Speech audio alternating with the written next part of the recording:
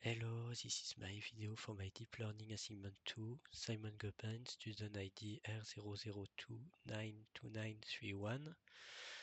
So let's start. The task is a multi-class flower classification problem with 17 categories. The dataset is relatively small, so overfitting and generalization are important concerns through the assignment. The image size is 128 and 138. The train is 1020 images and the validation is 340 images. The assignment progress from simple CNN training from scratch toward more advanced method based on pre-trained model. This makes it possible to compare representation quality, generalization, and computation calls across approaches. This is the link for the part A1 notebook on Google Colab. So the input image size was 129 and 139 on 3. The first convolution layer used 32 filters on size 3 for 3 with ReLU activation and same padding, so it keeps the spatial size with expressing low-level result features such as the edge, color, contrast, and simple texture. Then the max pooling layer reduces the spatial resolution from 120 to 120 to about 63 and 63. This makes the representation smaller, reduces the computational, and keeps the most important local activation. The second convolution layer increases the number of filters from 32 to 64. At this stage, the network can learn more complex patterns than in the first block, such as combination of petal shapes or local flower structure. A second max pooling layer again reduces the spatial size, which helps the model build a more compact representation. After that, the feature maps are flattened into the one-dimensional vector. This converts the spatial representation into the format that can be used by fully connect layers. The dent layer with 128 ReLU unit acts as the main classifier head. It combines all exact features and learns which feature pattern are most useful for separating the 70 flower class.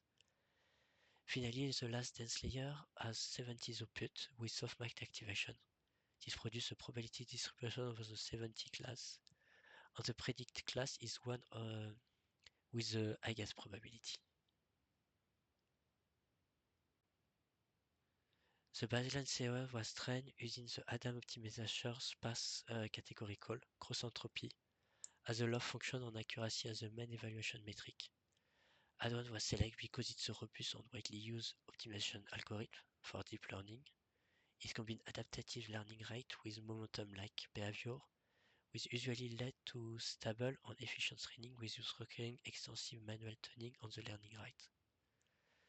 Sparse category cross-entropy was appropriate because this is multi-class classification problem with 70 flowers. Category and the class label are stored as integer, class index rather than one autoencoder vector. This loss function measures how well the predict softmax probability distribute match the true cross-label and penalize confidence incorrect prediction more strongly than uncertain one. Accuracy was used as the main metric because it gives a direction. Intuitive measure of the proportion of correctly classified validation image. This assignment is focused on classifying image into the correct flower category. Validation accuracy provides a natural headline performance measure. Model checkpoint was included to improve reliability during training, instead of automatically using the weight from the final training epoch. The model checkpoint callback saves the model stack that achieves the best validation accuracy. This is important because later epochs do not always improve generalization. In fact, once overfitting begins, training accuracy may continue to increase with validation. Performance stagnate or decline. By restoring the best validation checkpoint, the final evaluation is based on the model version that generalizes best to unseen validation data. The model was trained for 20 epochs with a batch size of 32. A batch size of 32 provides a practical balance between stamp grading estimation and efficient computational. 20 approach was sufficient to observe the learning dynamic clearly, including both early improvement and later overfitting behavior in some variants.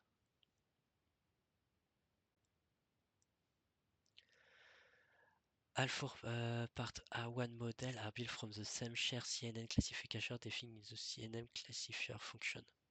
This command backbone contains the actual feature extraction and classification layer.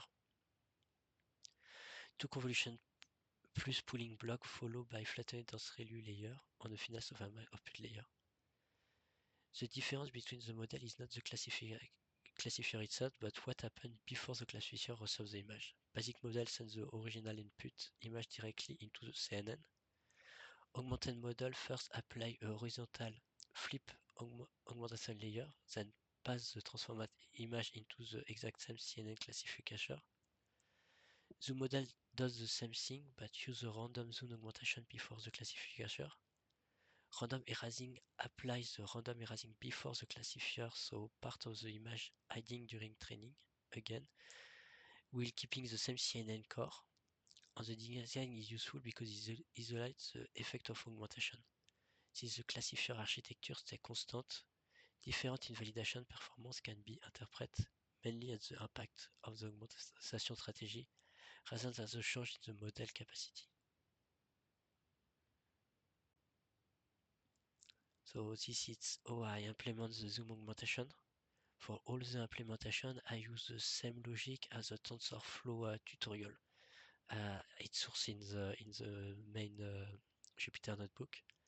So I use the TF-Keras sequential for create the layer with the augmentation, and after it's directly put in the model. So the input, after we have the layer of augmentation, and after we have the CNN classifier. Like that, the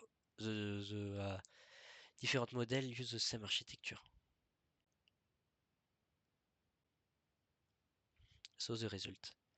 The baseline model reached a validation accuracy of 0.64 with a validation loss of 2.06. Training time was about 30.70 seconds. Our prediction of the validation set is 1.465 seconds. For the learning curve, we can clearly see overfitting. Training accuracy rise close to 100% with validation accuracy much more early around 60%. At the same time, training loss keep decreasing, but validation loss start increasing again. So the model learns the training data very well, but generally remain limited. We can add the increase of the loss is reduced by the checkpoint we implement, but we can still see the loss, and it's something we will see on the different model we implement, on the different augmentation we implement. The confusion matrix confirms that the baseline model performs equivalent across the class. Some flower categories are recognized quite reliably, with others are still often confused. This shows that the model has learned useful features, but not equally strong one at the 70 class. For example, we can see the class 8 is well classified, when we can see on the next one some error classification between the class 12 and the class 10. The misclassified flower share a similar color, tone, shape, and visual structure, so the error is understandable from a visual point of view. Or is like the limit of the baseline representation. You can see the similarity on the color, on the form, but not on the same size. The augmented model improves the validation accuracy to 0.68 with a lower validation loss of 1.660. Training time stay almost unchanged, about 30.21 seconds. For the training, we have on the Google Colab GPU free version, the T4. Our prediction time was actually a bit lower than the baseline, at 1.04 seconds. This means simple field augmentation approach generalization with almost no extra training cost. Where the curve still show overfitting because the training accuracy goes very high with validation accuracy plates. So augmentation help, but it does not fully solve the problem. The augmented model show a more balanced confusion matrix than the baseline. More classes are classified correctly, and some of the earlier confusion are reduced. This is consistent with the high validation accuracy and the lower validation loss. Some example of misclassification flower. We can see for this time the flower misclassified are not the same. It's class 0, they confused with the class 10. So even though the over some class remain difficult because it still share similar local structure and color pattern. We can see on this time it's different color. When the color is really bright, the classification is good, but when the color is a little bit light, it can lead to misclassification error. The zoom model reach a validation accuracy of 0.69 and a validation loss of 1.64. This is slightly better on accuracy than the flip-only model. As long as validation is a bit higher, training time increase of 36.19 seconds. So zoom augmentation is more expensive to train. On the other hand, prediction was quite fast at 0.49 seconds. So zoom augment improve accuracy but also increase computational cost. The curve still show overfitting as for the model. And we can see on this time the loss increase more higher. So in this time the checkpoint can't restrain the overfitting of the model. The confusion matrix of the zoom model shows that some classes benefit from scale and framing robustness. However, general confusion still remains, so zoom alone is not enough to fully solve the class overlap problem. Again, some example we can see on the 3 model we have 3 different class, mostly bad classifier. On this one, it's the class 5 to the class 2. We can see similarity on the color but not on the shape of the flower. And this is interesting because on 3 model we have 3 class mostly misclassified that interroge on how we could additional different data augmentation technique for have a better result. Before move, we speak about the random erasing model. It reached a validation accuracy of 0.64, exactly the same as the baseline, with a validation loss of 1.92. Training time increased to 37.30 seconds, and prediction time was also the highest here, 1.91 seconds. So in this experience, random erasing did not improve overall accuracy. It may still have use regular result, but on this data it was less effective than flip or zoom augmentation. The random erasing confusion matrix shows that the sum class remains strong, but the overall pattern is not clearly better than the baseline. The image the final metric where no real accuracy gain was observed. Again, we can see the misclassification flower class is completely different than the 3 other one. We have the class 30 confused with the class 2. We can see similar color on the shape close, but some details are completely different and they can be easily catched by human eyes, but is not catched by the model. The fact to have a different result on the class mostly misclassification between the different data augmentation gave me the idea to try something I see when I prepare this assignment on the TensorFlow tutorial on the image data augmentation. Is this one I use for create the backbones of this evaluation, and I decided to try to use the same as present in the tutorial. So to implement a combination of two random flip and random rotation. So I use the TF Keras sequential like the other one and directly implement in the model. So the result as the following. This additional model combines multiple geometric augmentation inspired by the TensorFlow tutorial. Gave the best result in the part A1 with validation accuracy of 0.7088 or much lower validation loss of 0.99. Training time was 36-60 seconds with higher than the baseline but still reasonable. And predict time remained fast of 0.45 seconds. This strongest result of the party A1. We suggest that combine multiple augmentation produce a richer and more effective regulation effects than using each augmentation separately. And the other point we can highlight is when we see the training curve of the two models, we have the better result, and we doesn't have overfitting on this one with lost the train lost and while lost they still evolve together. The confusion matrix of the combined augmentation model is clearly stronger overall. More classes are recognized with high recall, and the diagonal is more dominant than the previous model. This confirms that the combined augmentation pipeline approves class-level generation. And we have a misclassification to the class 5 to 2. And we can see this time the flower are still really different. That highlights something we will still to view on the next part, but the baseline model is weak and the data augmentation is not can compensate the weakness of the base model. We'll see when we'll use on the different one on the directly pre-trained on the fine tuning model. The result will be completely different. So overall conclusion, the baseline model overfits strongly. Single augmentation such as a flip and zone approach generalization with random erasing is less effective on this dataset, but still overfitting. The combined geometric augmentation model produces the best final result with a validation accuracy of 0.7088 and the lower validation loss of 0.1935.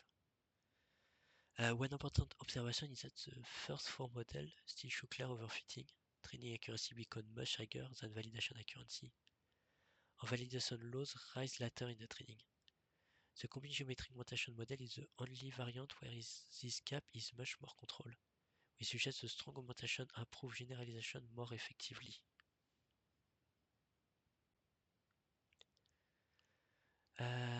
Mix-up. It's an advanced augmentation method where two training examples are linearly combined. Linear or giving the model only original image, we generate a new synthetic sample by blending two images together.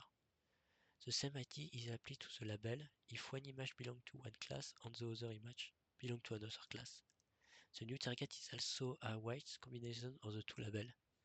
The coefficient delta controls how much of each sample is kept and is usually drawn from a beta distribution. The main benefit is that the model is encouraged to learn smoother decision boundaries, aside from memories specific example too sharply. It learns to be via more linear between samples. This makes overfitting less likely and usually improves generalization. So the key idea is that mix-up regularizes the model by making the training data more continuous rather than purely discrete. On the next slide we will speak about the cut mix. On the last one we have a visual comparison of the two techniques. It's more clear for explain.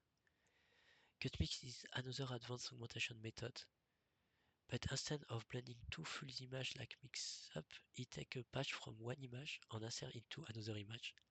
The label is then updated according to how much each image remains visible.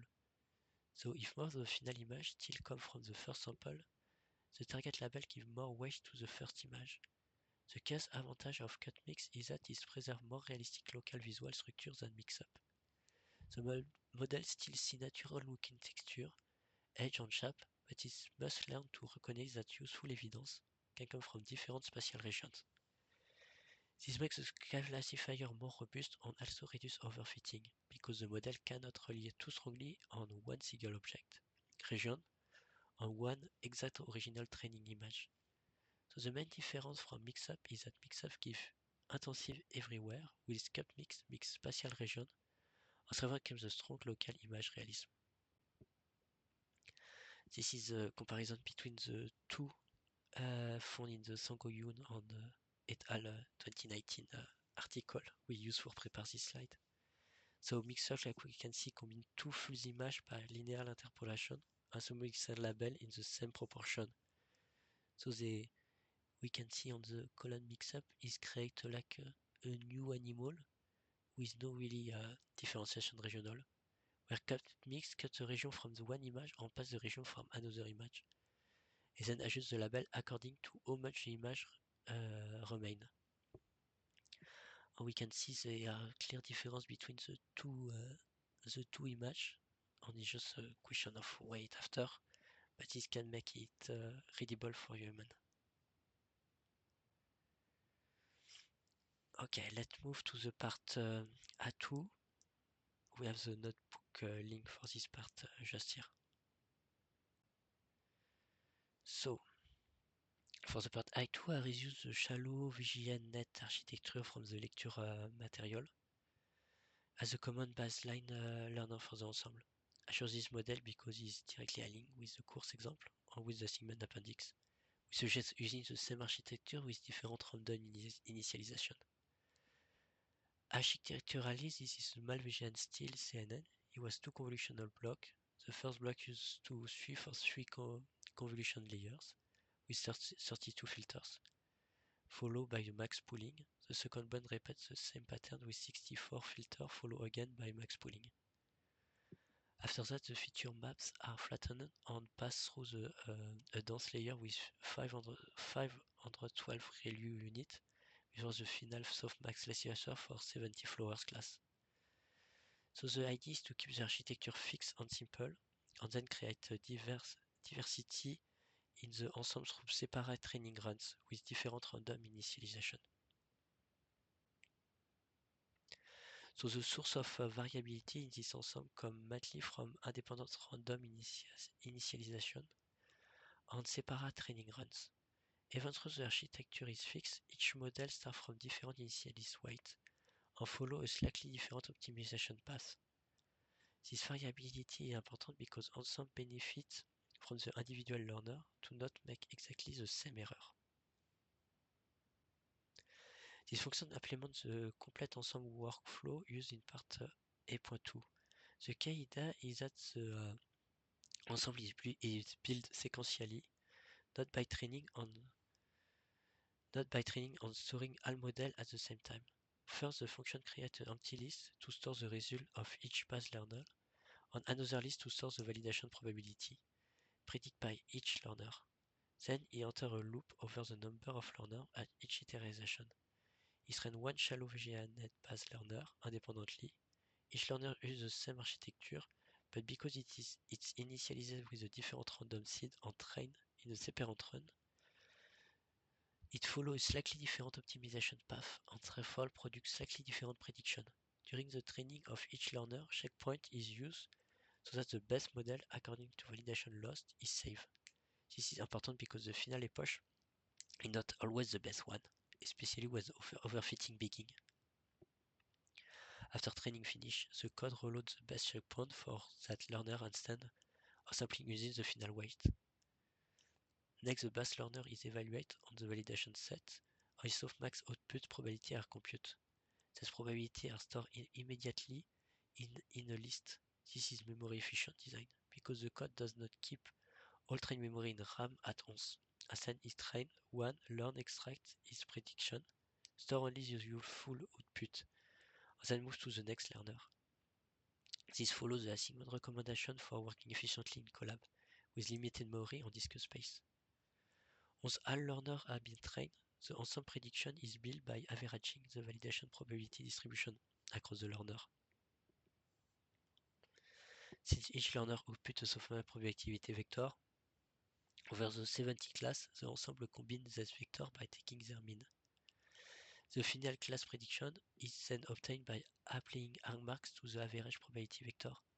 So the overall logic is train one learner, keep his best checkpoint, predict validation probability, repeat this for all learners, then average the probability to form the final ensemble decision. This approach is a simple neural network ensemble based on equal weight soft voting. It's effective because it reduces the effect of unstable individual prediction and allows the final decision to benefit from several independently trained models rather than relying on single learner. The ensemble achieves the best overall result with a validation accuracy of 0.5882 and validation loss of 1.27. This is better than all 4 individual base learners. So when through the learner use the same architecture, average their probability reduce some unstable error and improve overall generalization. This is a training curve of the different one, but we can see, like we described in the previous slide, we have overfitting on the model can be present on the different base learner. So it's why it's important to have used checkpoint pour be sure to doesn't use the last epoch. Is not like we said the best for this one. This is the confusion matrix. And now we show some example of the of misclassification. Again, we can see when we compare to the A1 question, the misclassification is between the class 2 and 1. So it's not the same class, mostly most badly classified on this one, on the sharp on the floor.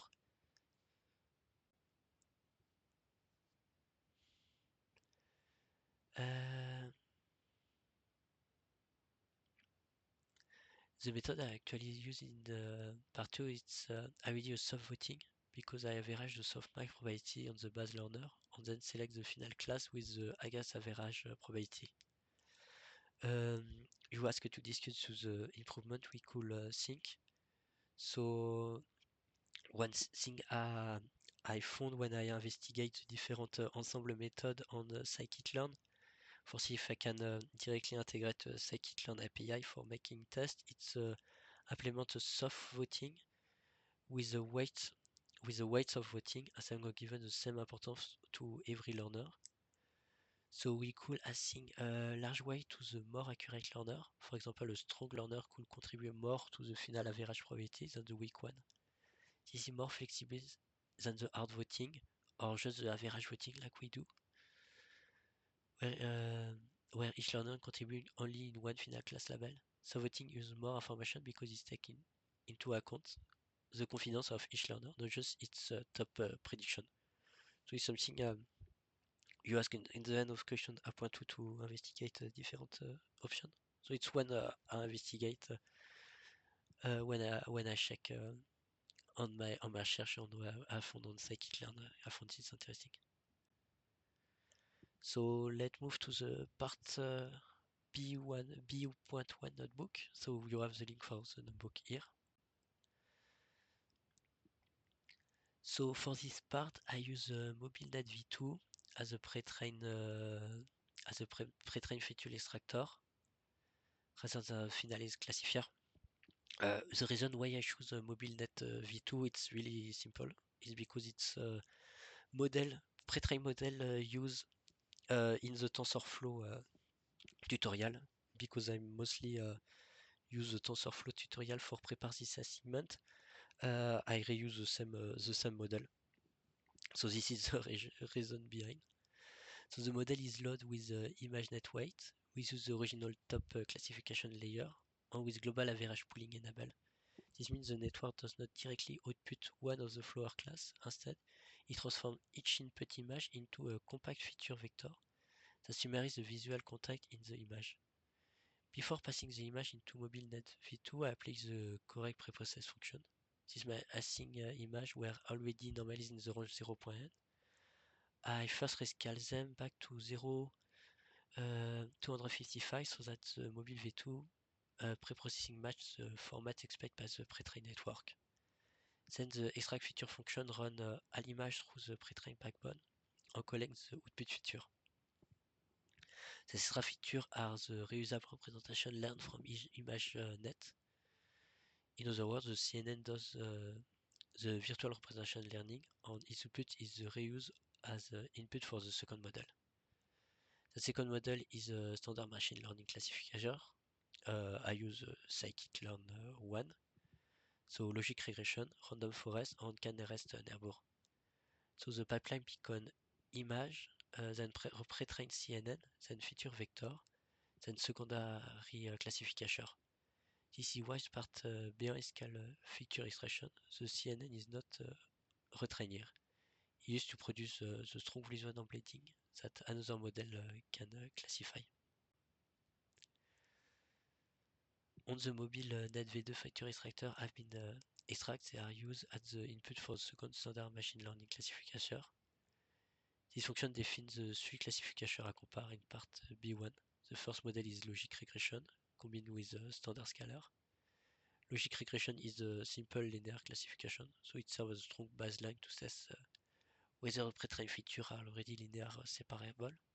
The second model is random forest, tree based on some methods, so it can model more complex non-linear decision boundary. I should say with a more flexible classic model, which was the extract feature better than linear classifier. Et ce modèle, il can RS-Nerbourg, account with feature scaling. CanRS is an instance-based method, so it's performed dependent on where the example from the same class cluster together in the module VNet NetV2 feature space.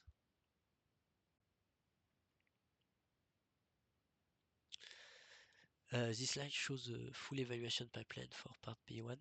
First, all images are passed through the same pre-trained mobile NetV2 feature extractor. They produce the same feature representation for every experiment. And three different standard machine learning classifiers are trained and evaluate on those exact same feature. The important point is that the extract features are fixed across all runs, so the comparison is fair. The visual represent does not change, only the secondary classifier change.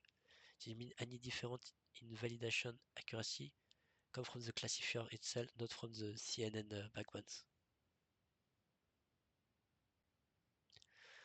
So the best variant was logic regression with a validation accuracy of 0.92.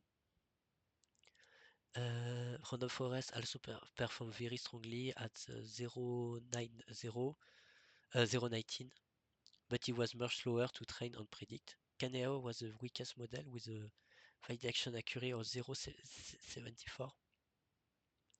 An interesting result here is that the simplest model, logic regression, achieves the best performance. This suggests that the mobile NetV2 feature extractor already produced a highly separate representation. So linear classifier was sufficiently to classify the flower image very efficiently. It was on the next question, on the fine tuning. We reuse the mobile NetV2 but for making prediction this time as a baseline for evaluate the accuracy of the model itself without change or without combination with another model.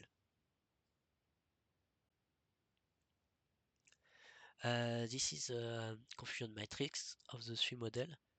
What is interesting is we can see on the error is logic regression on random forest makes the same mistake between the class 2 misclassified in the class 6, where random CanRS-Nerbourg make more spread error and not misclassify the same class as the two previous one.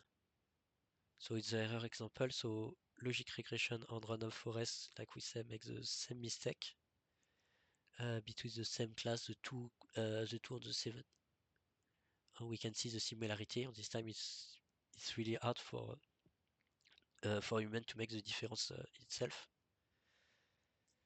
When CanRS-Nerbourg misclassify completely two different flowers comparing to the previous one.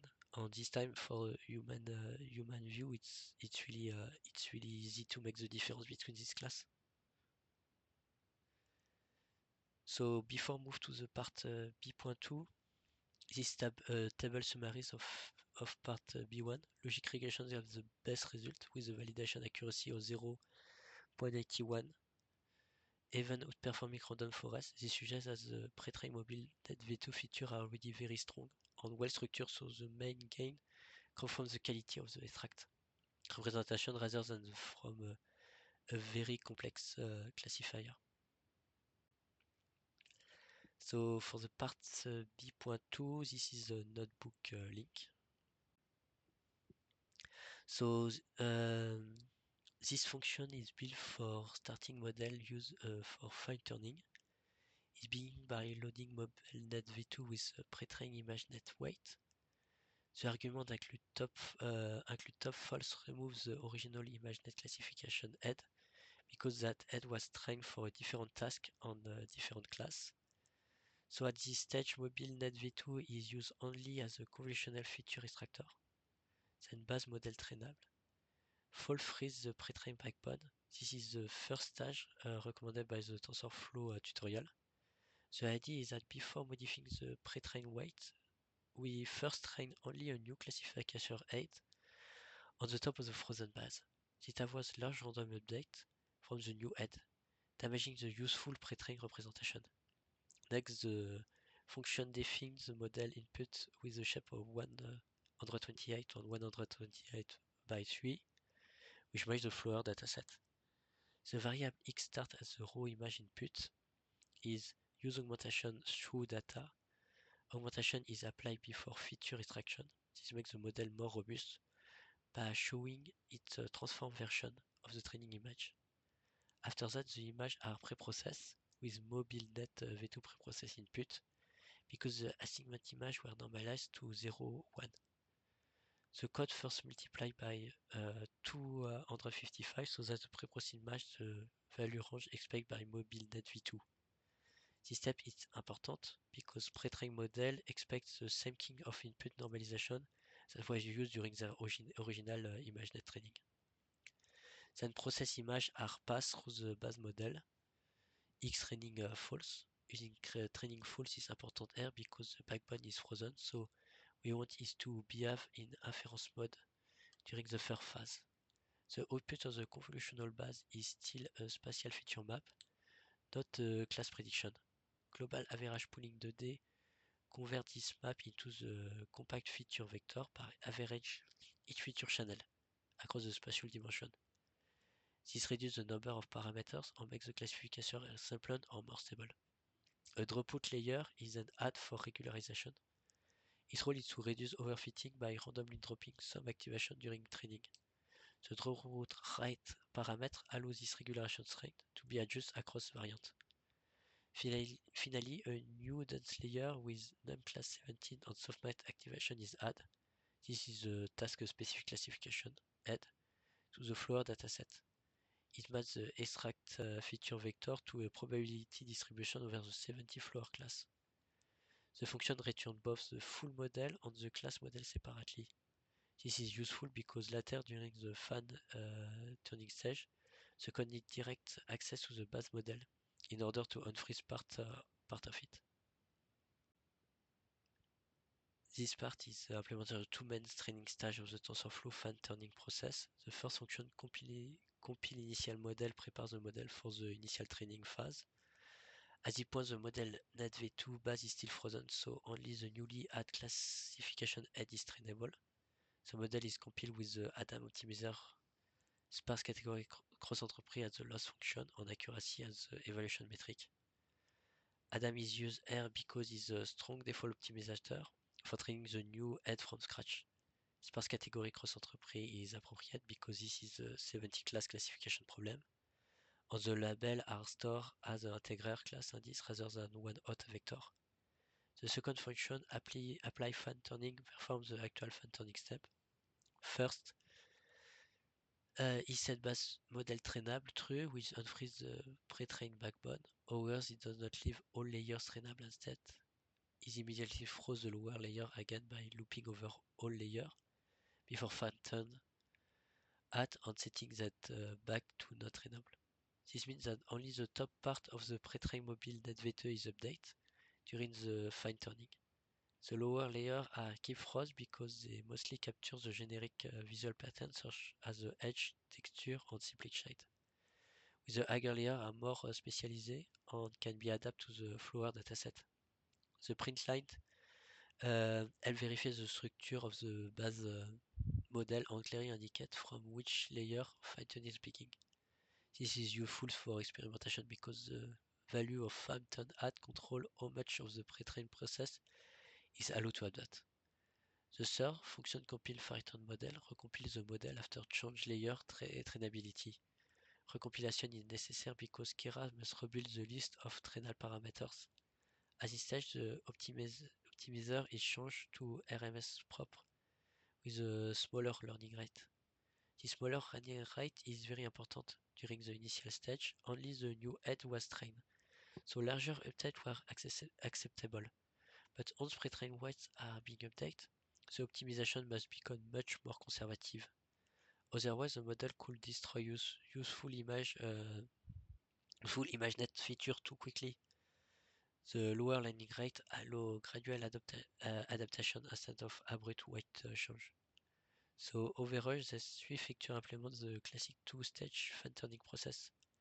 First, train the classic head with the pre-trained base is frozen. Second, unfreeze the top layer of the base model and recomplete with a smaller learning rate and continue the training. So this is a variant shows. The baseline use the same mobile NetV2 backbone on the same classification head, but the pre-trained convolutional base remain completely frozen during the training. In other words, only the new dense classification head is trained on the floor dataset. This baseline is important because it gives a clean reference point. It tells us how well the pre-trained representation performed before any fine-tuning is applied. Then, when I unfreeze part of the backbone, in the latter variant, I can measure where the fine-tuning really improved validation, accuracy, and generalization beyond the frozen pre-trained model. So in this slide, the goal was not to change the whole architecture each time, but to vary a few important fine-tuning parameters in the control way. So the first variant, fine-tuning at 100, fine-tune the model from layer 100 onward, with report set to 0.2 and no additional augmentation.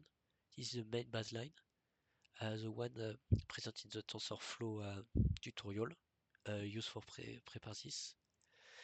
The second variant, 2 fine-tune at 120 keeps the same throughput and no augmentation, but start fine-tuning later in the network from layer 100 onward. This means fewer pre-trained layers are updated. The purpose of this variant is to test where shallower fine-tuning deep give a better balance between adaptation and preserving the original pre-trained representation.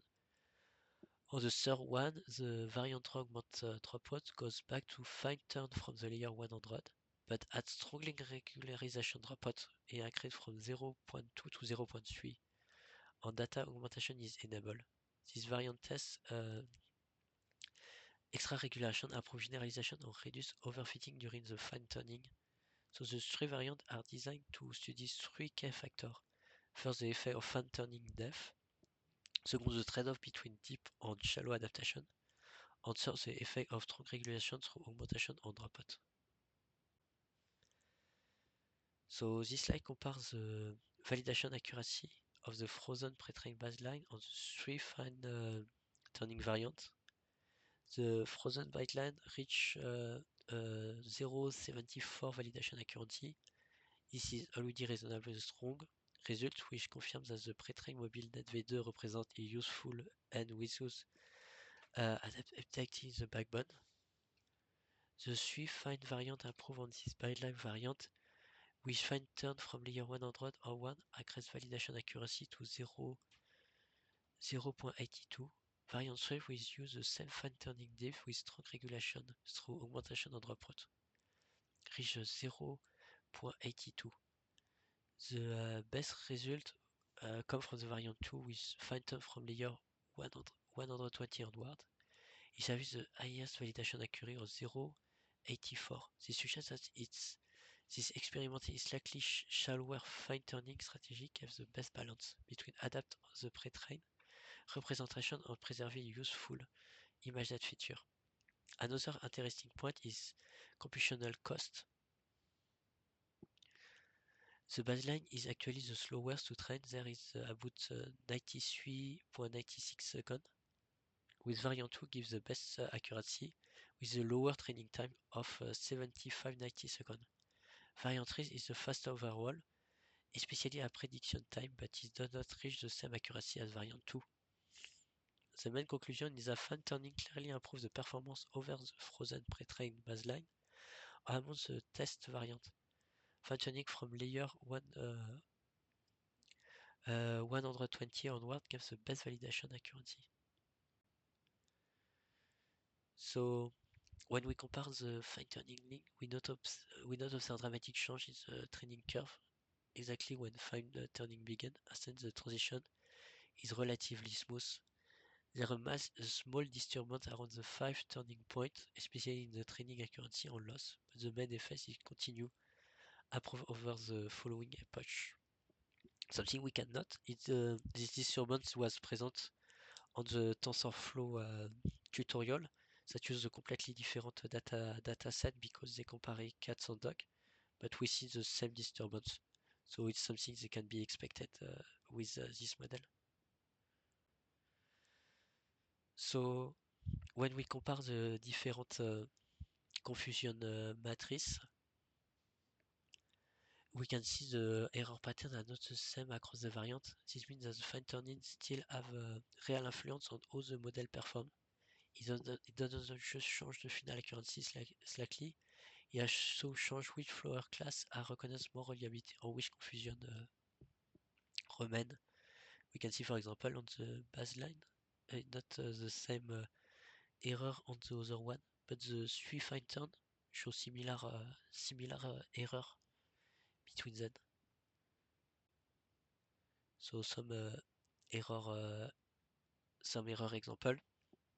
This is the baseline that misclassifies the class 7 to the class 2. This is the variant 1 that makes the same error, so class 2 to the class 7. This is the variant 2. And this is for the variant 3. We have a completely different class, mostly misclassifies the class 3 to the class 15. We can see the error on this again. It's really something is not will be made by human. So it's an interesting result again. So let's move to the part C. So let's start by the pseudo labeling. So pseudo labeling is trained first on the label data. Predict pseudo label for une label image. Reuse confidence prediction as a temporal label. Main limitation is the wrong pseudo label introduce noise. This can reinforce the model on mistake. We will discuss on the next slide, but recent work improves the pseudo labeling by selecting unreliable pseudo label. So this is the article de Jisoo et al. 2024 used on the medical dataset for cardial imagery. So we'll reuse this search for prepare this part. Pseudo-labeling is one of the simple approach in semi-supervised learning. The model is first trained on label data, then is predict label for une label example. If the confidence is high enough, these predictions are reused as a temporary label during later training. The advantage is that this increases the effective training set without requiring mutual annotation. But the main limitation is that pseudo-label quality becomes critical. If the model generates incorrect pseudo-label and then train on them as is were true, it can reinforce its own mistake. This is the main weakness of pseudo-labeling. It is often described as a confirmation bias by the article of Su et al. 2024. Explains this limitation very clearly. The author notes the main recent semi-supervised method can be roughly divided into two groups consistent regularization method, such as Liu et al. 2019 and Liu et al. 2021 on pseudo-labeling method, such as Lit et al. and Riz et al. The main point is that unreliable pseudo-labeling introduces noise and can push the model towards a suboptimal solution. So instead of treating all confident pseudo-labels as equally, they ask two more precision questions. Which pseudo-labels are reliable and how reliable they are? That is what this figure illustrates. The method uses two substitutional and mutual learning. The model compares the confidence of prediction between SubZNOC on also evaluate reliability using intraclass similarity. So the idea is not just to apply a fixed confidence threshold, but to estimate where a pseudo label is truly trustworthy before reusing in training. So the key takeaway is that pseudo labeling is powerful because it's simple and turns unlabeled data into a supervised signal. But its weakness is the label noise. Recent Lerch tried to fix this by making the pseudo-label selection more selective and more uncertain aware, en mode reliability driven. So about the consistency regularization, so I think the source I use for prepare this slide, Ziwang and Hao Cheng et al. 2020. So consistency regulation is based on the simple idea. If we slightly perturb an image, the model prediction should not change too much. For example, if we apply a random crop, flip, color, perturbation or another realistic augmentation to the same input image, the network should still output a similar class distribution. Regulation is unlabeled data by imposing a stability constraint. The model is trained so that two perturbations of the same image produce consistent prediction. This is useful because it encourages local smoothness around the observed data point. In practice, that often means the decision boundary is pushed away from dense regions of real image and becomes less sensitive to small perturbations. The paper Consistency Regulation Can Improve Robustness to Label Noise by Angleston and Azipur 2020 suppose this intuition. Across the paper study label noise rather than classification. Semi-supervised image classification. Its results are very relevant here. The author shows two important observations. Networks trained on noisy data have lower consistency than those trained on clean data. And two, consistency degrade more strongly around noisy label example. This is interesting because it suggests that encouraging prediction consistency is not only useful for semi-supervised learning, but also for improved robustness and prevention of the model from fitting unstable signal. This work shows that a simple consistency base lost can make the model more robust to noisy label. That gives a strong conceptual argument for why consistency regulation is valuable. It encourages the network to behave more smoothly and reliably instead of reacting too sharply to local noise or perturbation. Compared with pseudo-labeling, consistency regulation is often safer because it does not immediately trust a hard guess label, instead it only requires that the model stays stable across realistic transformation. This reduces the risk of confirmation bias, as long as it still depends strongly on the choice perturbation or the form of the consistency lost. So the key takeaway is consistency. Regularization treats unlabeled data as a source of structural information. It does not necessarily ask what is the class first. It asks should the model remain stable around this image. And this is great because it permits to put in a real application where the data can be more noisy comparing to the lab data already well labeled. On the last one, the mix match combination. So several semi-supervised data into a single metal. For a unlabeled image, the model first creates several augmented versions and predict a class distribution for each one. These predictions are then averaged, which makes the guess label more stable than the single prediction. After that, the average distribution is sharpened, meaning that uncertain probabilities are pushed toward a more confidence low entropy target. So unlike simple pseudo-labeling, mismatch does not rely on one single hard guess. It uses augmentation average and sharpen to build a more reliable target for unlabeled data. In the full metal, the guess label are then mixed with label example using mix-up with further regularization training. This is an illustration from the article of David Bertolo and Nicolas Tartini et al. 2019, where they explain the mix match and they explain where when une label image can different classification, average on sharpen with the weight to be sure that mislabel doesn't take too much importance. So that's it. Thank you for your attention. And if you have questions, don't hesitate to reach me. Thank you.